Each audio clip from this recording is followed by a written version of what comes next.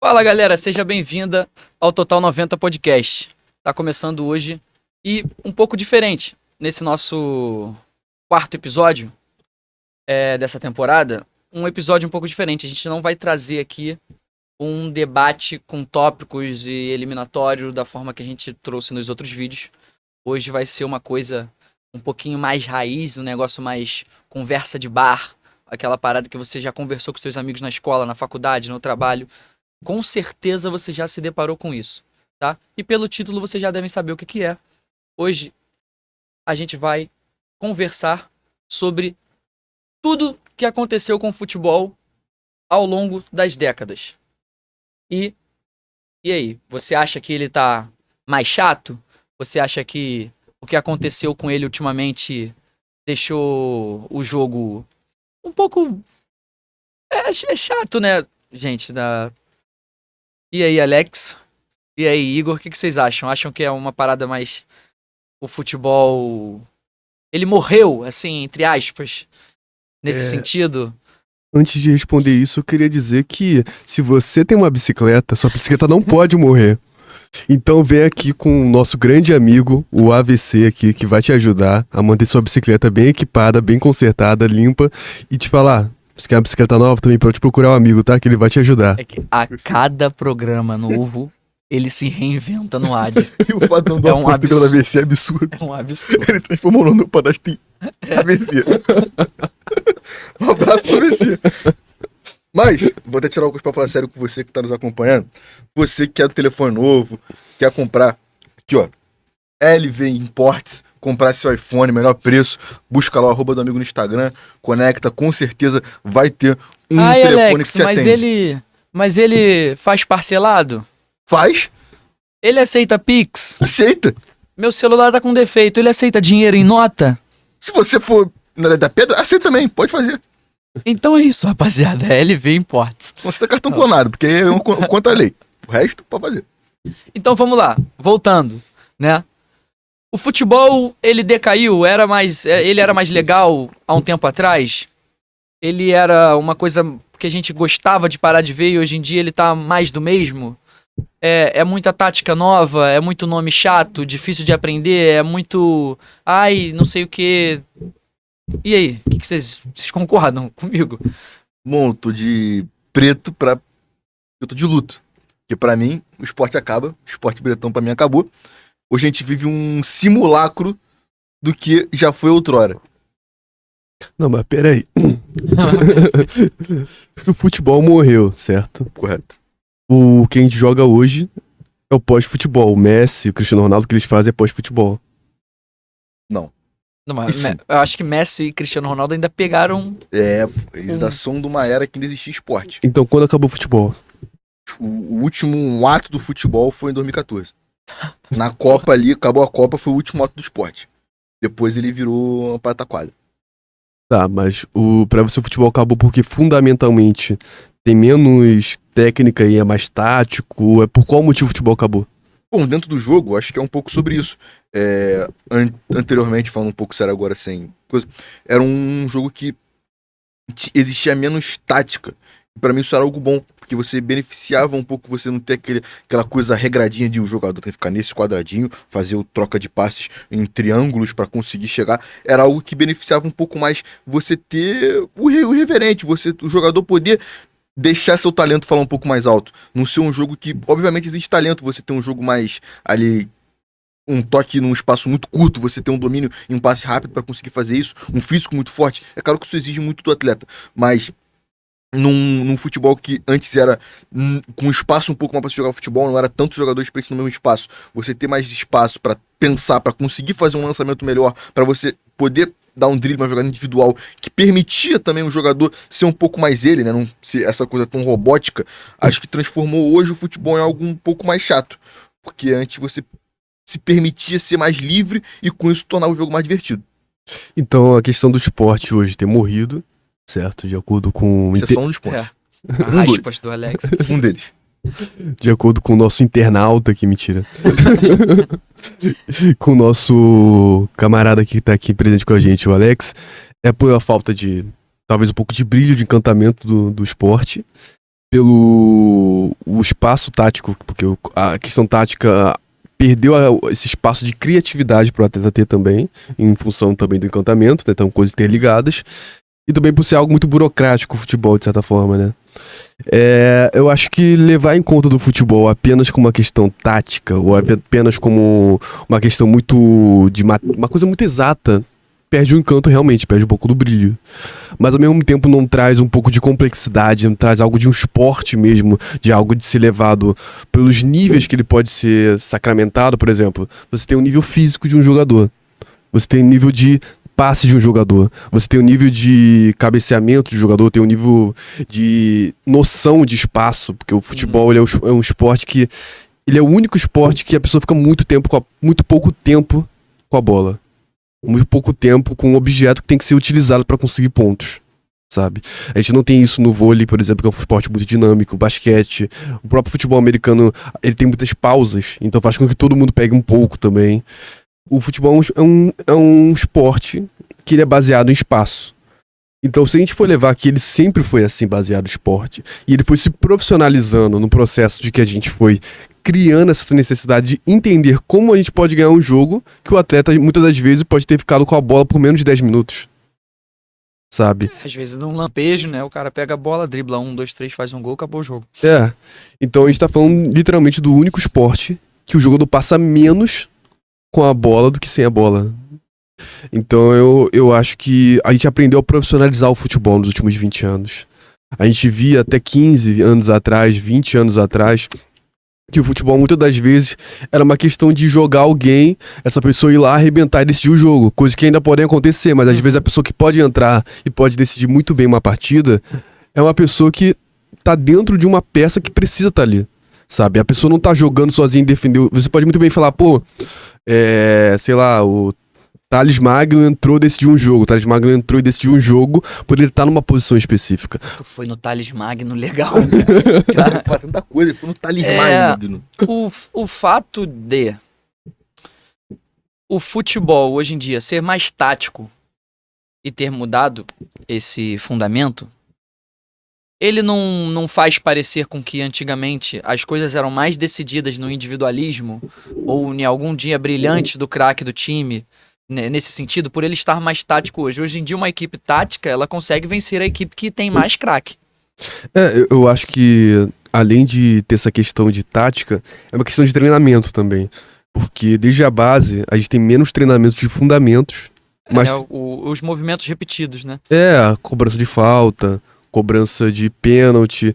Porque antigamente você vê muita história, tipo, sei lá, você via o Zico falando que ele passava não sei quantas horas treinando falta. Você via o Juninho Pernambucano falando que treinava falta. Você via Marcos Assunção falando que treinava falta, não sei quantas horas depois que o treino já tinha acabado por vontade própria dele, sabe?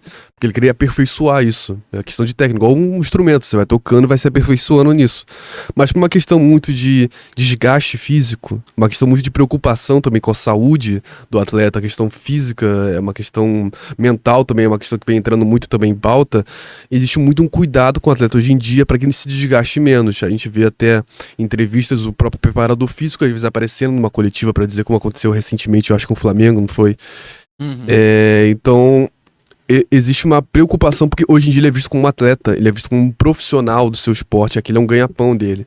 Então a gente tem uma preocupação muito, principalmente com ligações, né? Então a gente vê um exemplo muito claro nisso quando o Pedrinho, ele falou recentemente, acho que quando ele era comentarista ainda, que incomodava muito ele ir pra base de um clube e ver que o atleta não ficava treinando falta, não ficava treinando pênalti, não ficava treinando fundamentos de maneira repetitiva, desgastantemente, até se aperfeiçoar. Você não acha que isso mata um pouco o jogador?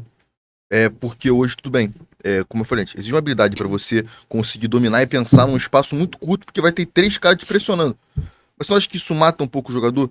Ele, com 14 anos, tá preocupado com o percentual de gordura e não o passe dele, a cobrança de falta, como o lançamento que ele tem, a habilidade que ele tem com a bola. Como você falou hoje, o cara é atleta. Ele tá...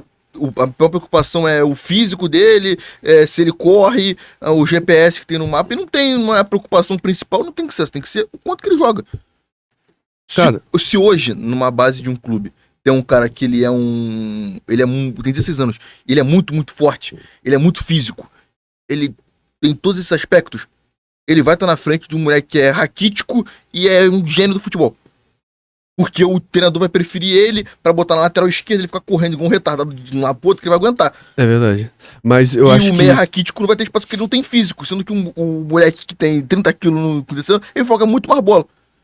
E levando isso em pauta, sempre tiveram jogadores muito físicos e jogadores muito tecnicamente que às vezes não tinham um físico muito bom, né?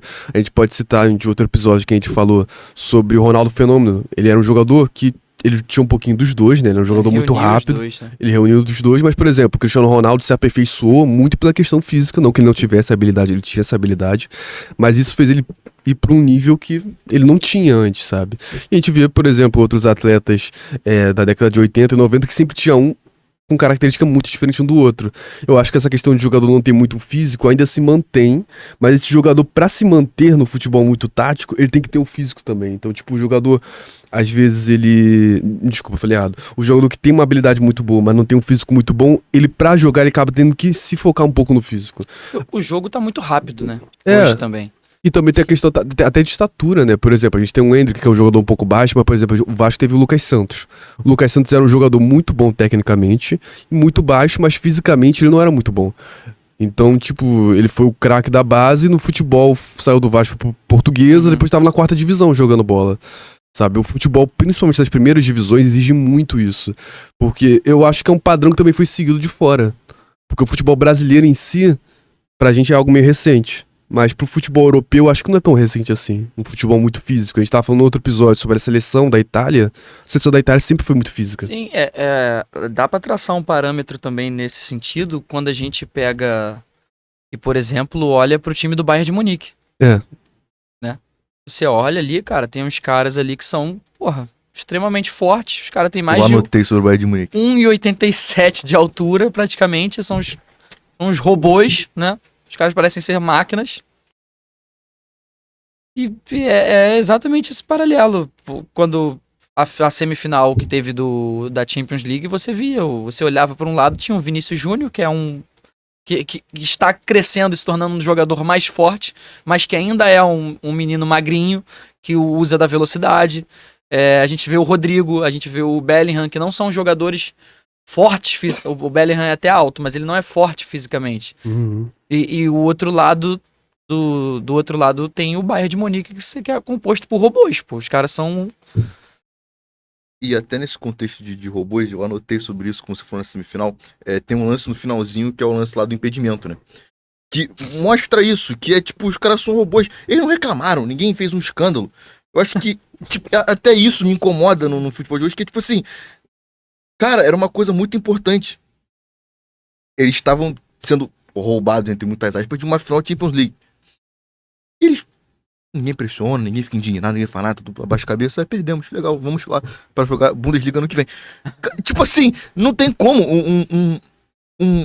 Pra mim, no esporte é sangue, é vontade. Não tem como o cara não ficar... Tudo bem, você vai falar, não vai adiantar nada ele ficar indignado.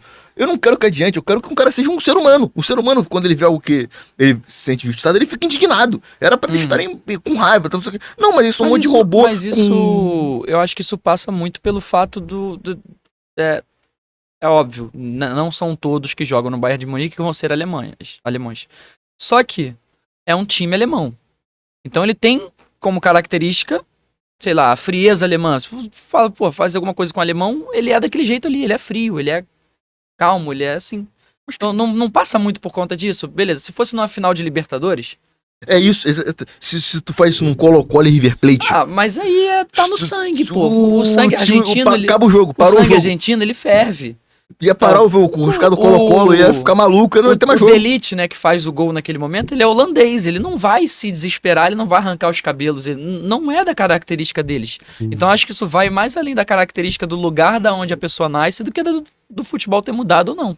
Eu acho que também a gente pode levantar 2 pontos, que é a questão que cria essa ideia também um pouco saudosista de tipo, parecendo que até que é um comercial de uma marca aí famosa que fez de uns robôs dominando, não vou citar, né, mas e parece que... que você mas tá isso. usando, né? Que eu estou usando. Eu não vou citar, mas eu tô mostrando. Que basicamente todo mundo tá virando robô, tá tudo se acabando, Mas assim, é isso. a essência do futebol morreu. E por outro lado, a gente também tem uma questão muito cultural que tá se globalizando, né? Essa questão de o físico muito presente, questão muito tática. A gente vê com os treinadores aqui em solo nacional, brasileiros, também adotando muito essa postura também de valorizar essa questão de tática mesmo. Isso começa muito com a importação dos técnicos estrangeiros, né? Isso também tem um fluxo muito grande, porque parece se compararem com eles estão utilizando algumas táticas que também são importadas. E só levantando um último ponto também, que você citou o futebol argentino. O futebol sul-americano, historicamente, sempre teve essa questão de garra, de drible. Até o drible brasileiro também é um pouco diferente do drible argentino, né? É um drible mais curto do argentino e tal, mais próximo ao pé. Mas eles também reclamam muito disso. Eu fiz uma leve pesquisa sobre esse assunto. Os torcedores do River Plate e do Boca Juniors quase, foram no centro de treinamento, os dois, pra reclamar da falta de sangue na última temporada, sabe? Então existe muito uma questão cultural sul-americana sobre isso, sabe? Não é uma questão só brasileira, a gente falando, pô, nosso futebol tá morrendo, tá muito físico, é trombada, pô, tá parecendo um bando de italiano, um bando de alemão, sem sangue, não sei o quê. É uma coisa que tá acontecendo em todos os lugares. Mas pode falar. Mas esse é o ponto, a Premier League acabou com o futebol. A partir do momento que a Premier League virou um monte de inglês, fazendo aquele rugby que a gente Mas chama de não futebol, virou isso. mas a questão é que a Premier League, ela não é mais um monte de inglês. Hoje em dia você olha para os times da Premier League, se você achar 3 ingleses no time titular, é muita coisa. E é o Lanterna. E é a lanterna. E é a lanterna, como eu já falei em outro programa. Quanto menos inglês estiver jogando bola, melhor. Mas eu Tanto acho que no Real Madrid tem um só, né? E não é só, quanto ao jogo. Acho que a gente pode fugir não só do jogo, mas como um ambiente como um todo. Na postura dos atletas, por exemplo, a gente vê cada vez mais algo robótico mesmo, de jogador ter aquele media training, de falar tudo certinho, de ser completamente correto, de ser tudo muito bem assessorado, tudo muito certinho, e ninguém ter personalidade, não tem ninguém ter um jeito. Mas às vezes é melhor ser desse ponto do que fazer merda. Cara, mas aí que tá, você mata a individualidade. Ninguém é ninguém. Tu não sabe o que o cara pensa. Tu não sabe o que ele pensa de verdade, porque ele fala um texto que a assessora mandou pra ele, ele vai ler certinho, vai falar aquilo, e ele vai dar entrevista e vai tentar fugir de todos os mínimos pontos que possam ser minimamente polêmicos. Tu sabe o que o cara pensa. É óbvio que tem pessoas que são mais contraídas, outras não. Mas era melhor, sei lá, antigamente que tinha o Kaká, que era um pastor, e tinha o Vampeta. Que ele era ele, o Kaká era ele, o Kaká era o pastor, o Vampeta era o Vampeta, que ia ficar bêbado e dar cavalhota. Mas você não acha que é porque, na minha visão, não é que não tenha mais jogadores assim, mas é porque o outro tipo de jogador cresceu mais, esse perfil. Mas você não acha que por ter crescido, e tá meio equivalente, dá a impressão que eles são muitos, mas na verdade eles não são? Você conhece muitos jogadores que gravam roteiro? Quase todos. Me fala um que é ele mesmo, que não é Bruno Henrique. Bruno Henrique. Bruno Henrique é ele mesmo. Mas Ele eu mesmo. acho que nem ele sabe que ele é ele mesmo. Acho que é tão natural. O bagulho tão espontâneo. Pô, se você botar um jogador aqui pra te fazer 3 minutos pra ele, bota 4 jogadores, 5 jogadores, vamos fazer mesma pergunta pra ele. Os 5 vão falar a mesma coisa. Eu vou Não, chamar e o isso Rodinei. depois da pergunta ter sido aprovada. Exatamente. Ah, parceiro, É pergunta pra chato, tu não sabe, ninguém é ele mesmo. Aí, o cara faz um gol, tira a camisa, toma cartão, ele não pode comemorar, ele não pode provocar, não pode fazer nada. Tu tem que ser completamente certo, o horário de entrada. Outra coisa também, horrível. Os 2 times vão entrar juntos. Sem graça. Você mata a graça de, o jogo, o time visitante vai entrar, vai o estádio inteiro vaiando ele, tacando coisa. Não tacando pra quebrar ninguém. Um copinho de plástico vazio não machuca ninguém também. Não vamos agredir ninguém, pelo amor de Deus. Sem violência. Mas um papel higiênico, uma xingada dentro da lei. Uma coisa que tem que ter. Aí, vaiado. Aí entra o time da casa festa. Acaba isso. Porque aí entra música com a música, tema da competição. Aí fica um... tananana, tananana, e todo mundo entrando de mão dada. Só aproveitando que ele falou de torcida, e o assunto torcida única, pra você é sinônimo de futebol moderno também? É um sinônimo de morte? Fim do futebol. Cara, são sensações que isso que o torcedor não tem. Você comemorar um gol fora de casa é uma das coisas mais legais do mundo. Assim como você tá de torcedor mandante, você vê o time visitante fazer um gol, tu vê só quebrando no fundo. É horrível. Você perde Mas a Mas questão, o sangue da parada. a questão torcida única ela não é meio que uma consequência dos próprios atos das torcidas, antigamente, quando o Mas futebol era esse, Resolveu? é pegado, é não sei o que, é jogar papel, é jogar pedra no atleta que tá jogando Pedra mal. não. Aí, é uma consequência disso. Cara, a torcida única. resolveu? Cara, eu acho que não resolveu porque só mudou o problema de lugar, É né? isso, não tem a briga Porque- no estádio, tem em outro bairro, a outra briga- cidade. Nesse assunto de torcida única, veio como uma proposta, tipo, um antídoto pra acabar com as violências no estádio, não sei o quê. Agora, os arredores do estádio não tem briga, não tem violência, mas as organizadas marcam de brigar num ponto em outro específico. lugar. Não mudou nada. Então eu acho que no quesito torcida organizada, o que ele se propõe a fazer, não cumpriu, certo?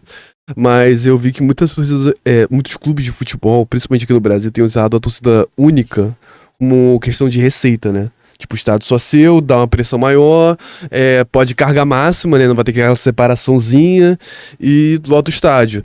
Agora, sobre a questão de futebol ter morrido, faltar garra, faltar outras coisas, eu acho que é uma visão muito saudosista sobre, tipo, o que a gente viveu também quando é mais novo, né? Porque quando você olha para um futebol que, sei lá, 2013, 2012, você dá um drible, aquele drible, sei lá, pegar um jogador que o Felipe Maes faz aquele drible no meio de campo, corta e chutou. A gente vê isso, acha mágico, acha maravilhoso.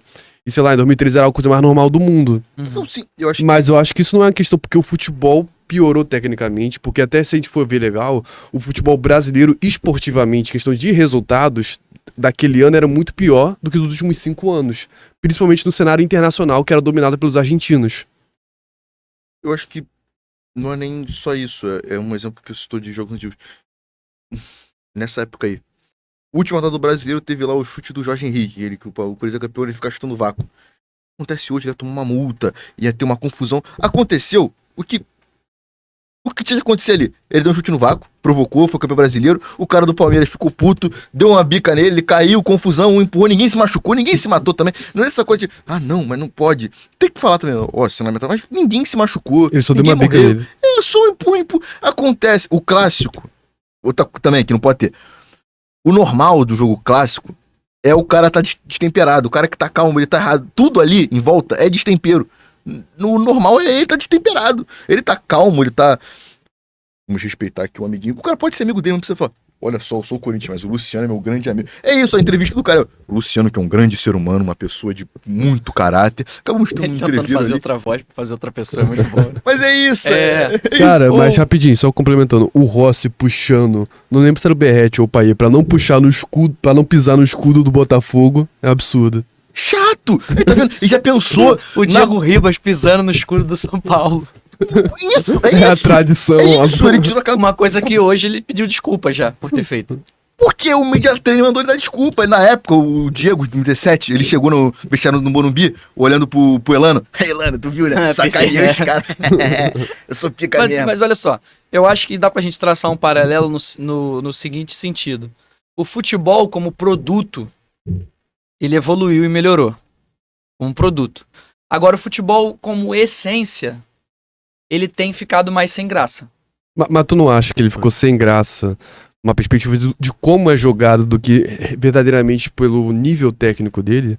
Porque, por exemplo, o futebol brasileiro hoje é dominante no cenário internacional. Então melhorou. Melhorou. Então o futebol morreu, mas o futebol brasileiro melhorou? Isso não é contraditório? Então, mas é o que eu tô falando aqui. Eu acho que dá pra gente separar em dois sentidos. Futebol produto, você parar pra assistir, falar, caraca, esse jogo, porra, é maneiro. Hoje em dia tem vários jogos que... Sim. Hoje em dia tem jogo que você nunca ia parar pra ver e é um jogo muito interessante de assistir. Uhum. Então, porque o produto futebol, ele melhorou, pô. O gramado melhorou, o material esportivo melhorou, tudo melhorou. Agora você tem... É claro que aqui no Brasil ainda tem muita coisa pra melhorar. No exemplo, pra ajudar o jogo a ser melhor. Exemplo do VAR. Aqui no Brasil, a gente tá anos-luz atrás de um monte de país que a parada funciona automático. A gente viu na Champions, quando a gente citou a semifinal Real Madrid e Bayern, a gente viu que um impedimento milimétrico demorou pelo menos 1 minuto só. Aqui no Brasil a gente leva 10 minutos, 5 minutos. O cara tem que ir na máquina, o cara tem que botar uma linha, sabe? A gente já tem tecnologia para a tecnologia fazer tudo sozinha. Botafogo e LDU foi 10 minutos. 10 minutos. É um bagulho, é absurdo. É absurdo. Então, aqui no Brasil a gente ainda tem que melhorar nesse sentido. Só que são coisas que a gente tem hoje em dia que fizeram melhorar o produto. O produto futebol, assistir o jogo, jogar o jogo, ele melhorou. Agora, essência daquilo que a gente viveu quando era criança, daquilo que a gente escuta o nosso pai falando, daquilo que a gente já escutou o nosso avô falando, realmente, a gente olha e fala, caraca, aquilo dali era muito mais legal. Mas tu não acha também que também é um pouco, tipo, de um saudosismo também? Eu também acho que sim. Porque, por exemplo, eu vejo muito essa galera, não sei se é o caso do Alex, que bota, tipo, o Ronaldinho Gaúcho no top 3 da história do futebol brasileiro. Calma aí. Também. Não dá. O processo de arenização dos estádios também. Quando a gente escuta quando a gente escuta nosso pai chegar e falar, pô, eu ia na geral do Maracanã por R$5. Eu ia na geral do Maracanã levando 1 quilo de alimento não perecível. E hoje a gente tem que pagar R$150 no mínimo pra ir no estádio. A gente teve o... É uma parada que faz Eu acho que isso perder a essência. são 2 pontos, né? Talvez hoje, para uma família que seja de classe média, ir pro estádio é muito melhor. Porque é um lugar mais tranquilo. Você pode tem levar uma menos criança. Tem muito menos briga do que já teve em outra época. É muito mais seguro do que já foi. Nunca foi tão seguro no estádio. Você tem esses pontos que é um ambiente confortável, você vai conseguir levar sua família e ficar bem dependendo de onde você for.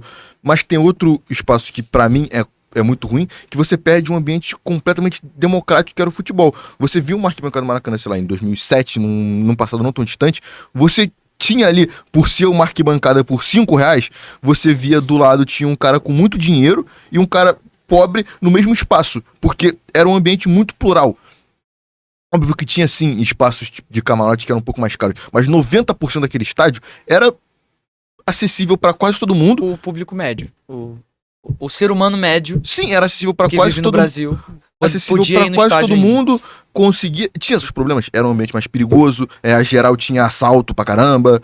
Que de fato era meio ruim de se ver o jogo. Mas você conseguia ter acesso àquilo aí. Você conseguia, o estádio, você conseguia ver o seu time. Hoje em dia não dá. Eu acho que mudou a segmentação do mercado de quem gerencia os clubes de futebol e as ligas, né? Porque no momento que você muda o seu público-alvo, você muda o ticket médio, de tudo, né? Do ingresso, dos alimentos consumidos, também até do jeito de se comportar que a pessoa tem que estar lá, né? Porque você limita a quantidade de bandeira, você limita também a quantidade de adereços também, que muitas das vezes não são perigosos, né, mas são limitados também por uma questão de, incomoda a visão de outra pessoa que tá ali. Um telão pra anunciar que alguém levou cartão amarelo, e vai sair, cartão amarelo. Então, tipo... É para um público específico. Tem gente que olha pra tudo isso e fala, nossa, como é moderno. Nossa, o estádio do Real Madrid é o estádio mais moderno do mundo. A grama entra pra baixo e tal. Luz UV pra tratar a grama. Então, tipo, você entra dentro do Allianz Parque, do Palmeiras ou da Arena da Baixada, que os dois têm isso, né? Se o estádio está muito quente o dia, o estádio está 2 graus mais frio. Se está muito frio, o estádio está 2 graus mais quente. Então é toda uma questão de confortabilidade, uma questão de lapidação do produto para um público específico, sabe? Porque a segmentação desses clubes, o público-alvo é diferente. Então, existe realmente um processo de afastamento de quem não se encaixa nesse público-alvo dos principais clubes do Brasil, né? Os outros clubes não se dão esse luxo justamente pela situação que vivem.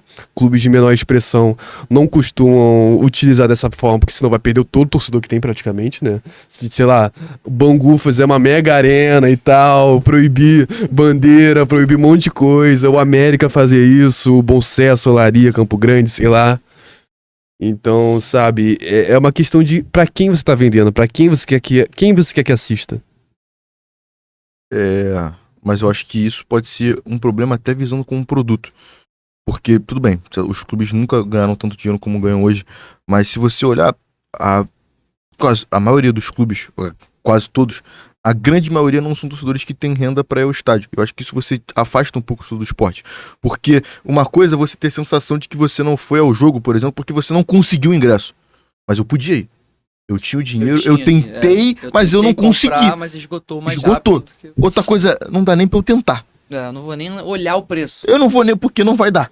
Não, e tem uma outra questão que é o seguinte, a gente tá falando disso, que tá mais difícil, mas o brasileiro do ano passado foi a maior média da história do Campeonato Brasileiro.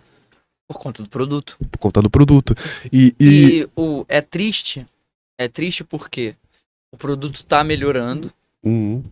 o público tá aumentando e a gente não vai ter um resgate por conta disso. Enquanto o público continuar aumentando com tudo que tá acontecendo, a gente ainda vai ter muita família que vai ficar de fora do estádio porque eles não vão rever essa política de... E até um exemplo disso que é loucura. Hoje em dia, se a gente olhar, no quesito festa em arquibancada, o futebol sul-americano tá perdendo até pra Europa.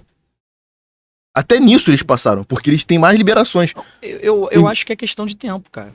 Daqui a pouco vai... Eu acho que aqui no Brasil mesmo, do jeito que tá, com o que tá acontecendo, que o Igor citou, que é uma coisa voltada para um público específico, eu acredito... Não sei se nós que estamos aqui ainda vamos...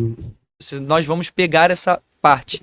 Só que, por exemplo, um filho seu, um neto seu, ele vai pro estádio, a consequência da melhora do produto ele vai pro estádio e ele vai assistir o jogo sentado. Ele não vai estar mais em pé gritando e cantando. Ele vai assistir o jogo sentado, porque é o que vai acontecer.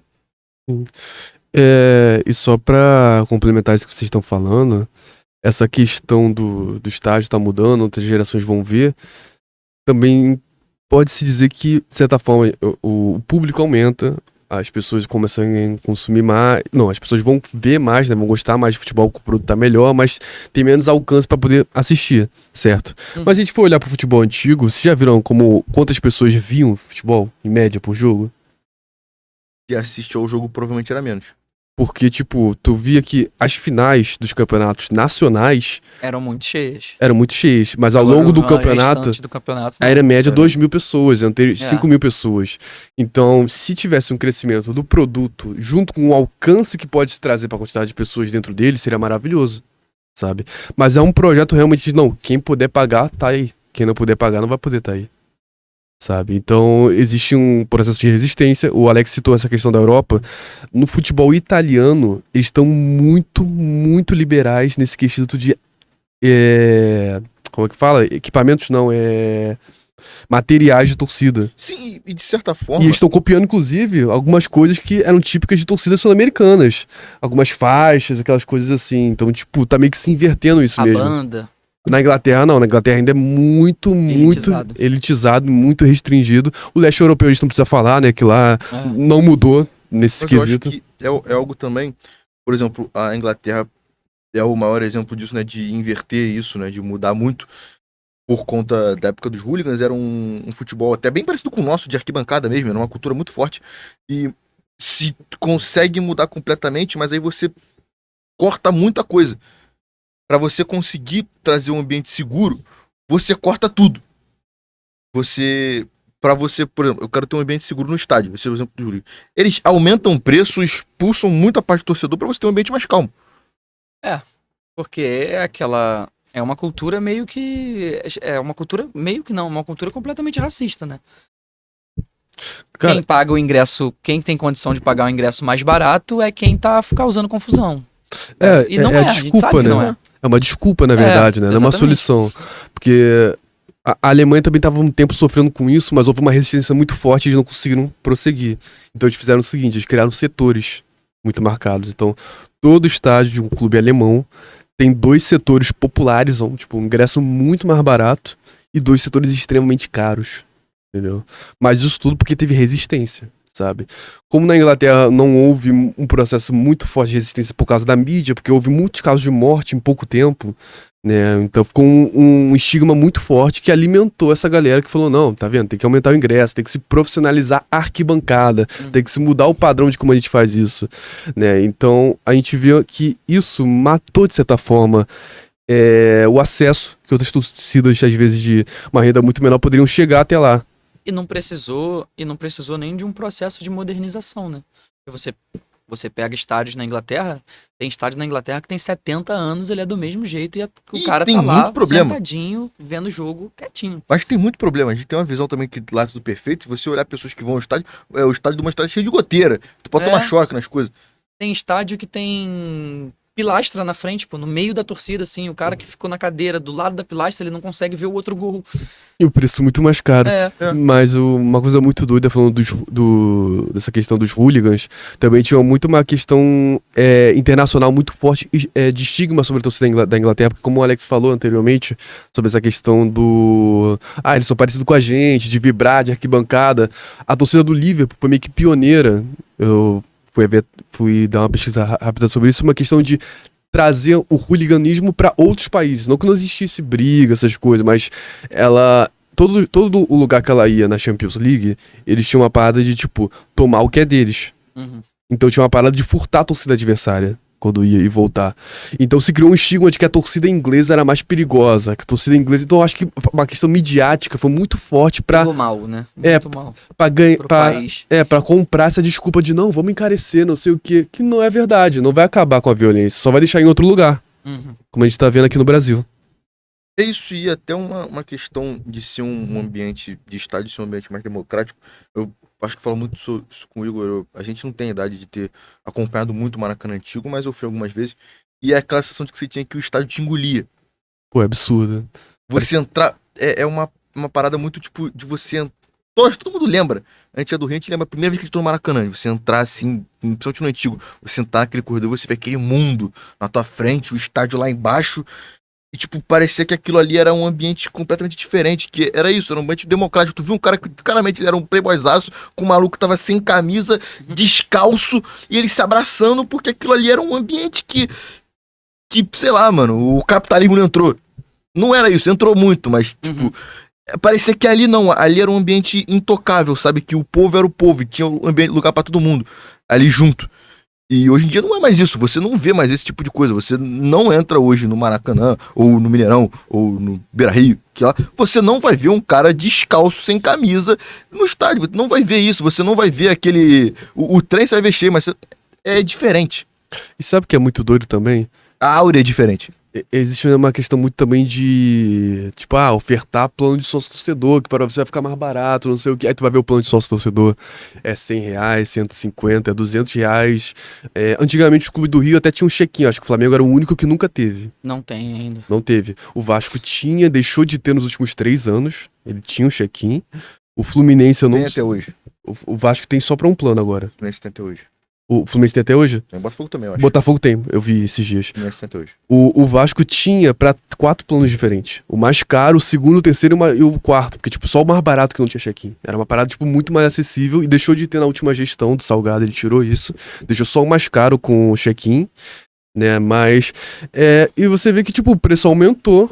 Tá um processo de, tipo, não tem check-in, você vai ter um desconto. A blusa do time aumenta mais ainda. Então você quer uma blusa oficial, você não vai ter. Você vai buscar num desses aplicativos aí que você faz essas compras aí com outros países ou com outros fornecedores. Então, cada vez mais você tem menos coisas com o seu clube. Cada vez mais pra você se identificar com maneira oficial ou de maneiras que você fala, pô, tô dentro do meu clube. E você...